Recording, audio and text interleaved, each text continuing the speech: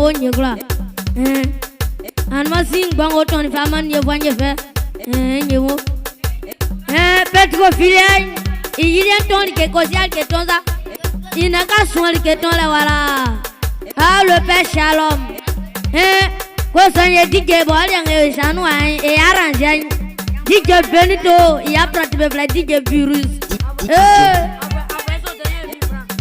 DJ virus ko sanye avo ko so te mi fran ya mo sunkle ba won nye mi ile pa me ikula na ziki maze mi wana je kokole ko na wabo masra bueno na je kokole mi ile mwae sama etro cielo na je kokole ko na wabo masra bueno na je kokole ko na wabo zura bueno wi baba mo na je kokole Mando toli amiga si bofuete si